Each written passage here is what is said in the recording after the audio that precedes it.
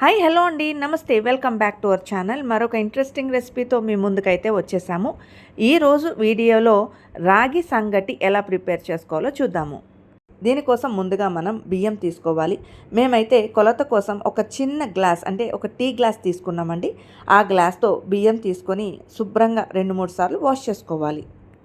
ఆ తర్వాత ఇందులో మనం 7 to 8 glasses of water add చేసుకోవాలి. మనం ఏ గ్లాస్తో అయితే బియ్యం తీసుకున్నామో అదే గ్లాస్తో వాటర్ కూడా యాడ్ చేసుకోవాలి. తర్వాత రుచికి సరిపడా సాల్ట్ కూడా యాడ్ చేసుకొని ప్రెషర్ కుక్కర్లో ఒక 5 to 6 విజిల్స్ వచ్చే వరకు ఈ రైస్ని ఉడికించుకోవాలి. అంటే రైస్ చాలా మెత్తగా అయ్యే వరకు ఉడికించుకోవాలి. ఇప్పుడు ప్రెషర్ కుక్కర్ మూత తీసి ఈ రైస్ని గరిటతో కొద్దిగా మ్యాష్ చేసుకోవాలి. ఆ తర్వాత ఈ కుక్కర్ని మళ్ళీ స్టవ్ మీద పెట్టుకొని ఒక పొంగు రానిచ్చి ఆ తర్వాత ఇందులోకి మనం రాగి పిండిని యాడ్ చేసుకోవాలి. మనం ఏ గ్లాస్తో బియ్యం తీసుకున్నామో ఆ గ్లాస్తోనే 2 గ్లాసెస్ ఆఫ్ రాగి పిండిని ఇలాగా అన్నం పైన స్ప్రెడ్ చేసుకోవాలి. ఇప్పుడు మనం స్టవ్ లో ఫ్లేమ్లో పెట్టుకొని ప్రెషర్ కుక్కర్ మూత పెట్టేసి ఒక 5 మినిట్స్ పాటు ఇలా వదిలేసామంటే రాగి పిండి చక్కగా ఉడికిపోతుంది. 5 మినిట్స్ తర్వాత మనం ప్రెషర్ కుక్కర్ మూత తీసి చూస్తే కనుక అడుగునున్న వాటర్ అంతా కూడా చక్కగా పైకి వచ్చేసింది. అలాగే రాగి పిండి అనేది అస్సలు ఉండలు కట్టలేదు. ఇప్పుడు మనం ఈ రైస్ని అలాగే రాగి పిండిని రెండింటిని బాగా కలుపుకోవాలి. రెండింటిని బాగా మిక్స్ చేసుకున్న తర్వాత ప్రెషర్ కుక్కర్ మూత పెట్టుకొని స్టవ్ లో ఫ్లేమ్లో పెట్టి ఒక 5 మినిట్స్ పాటు మగ్గించుకోవాలి.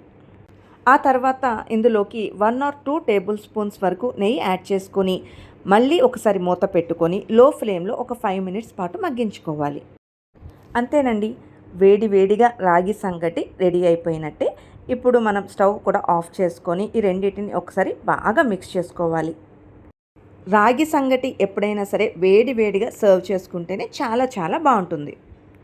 ఇప్పుడు మనం ఒక బౌల్లో వాటర్ తీసుకొని మధ్య మధ్యలో మన చెయ్యి తడుపుకుంటూ రాగి ముద్దలు ప్రిపేర్ చేసామంటే మనకి చెయ్యి కాలకుండా ఉంటుంది. లేదంటే ఒక బౌల్లో నెయ్యి అప్లై చేసుకొని అందులో కూడా మనం రాగి ముద్దలు తయారు చేసుకోవచ్చు. ఇంతేనండి, ఇలాగ మనం రెడీ చేసుకున్న రాగి సంగటిని వేడి వేడి చికెన్ కర్రీతో కానీ నాటుకోడి కర్రీతో కానీ సర్వ్ చేసుకుంటే చాలా చాలా చాలా టేస్టీగా ఉంటుంది. ఎంతో రుచిగా ఉండే ఈ రాగి సంగటిని నేను చెప్పిన కొలతలతో మీరు ఒకసారి ట్రై చేయండి. మీకు ఎలా కుదిరిందో నాకు కామెంట్ సెక్షన్లో తప్పకుండా తెలియచేయండి. ఈ వీడియో మీ అందరికీ నచ్చినట్లయితే లైక్ చేయండి, షేర్ చేయండి, అలాగే తప్పకుండా మన ఛానల్ని సబ్స్క్రైబ్ చేసుకోండి. నోటిఫికేషన్స్ కోసం పక్కనున్న బెల్ ఐకాన్ని యాక్టివేట్ చేసుకోండి. Thanks for watching. Meet you in the next video. Bye.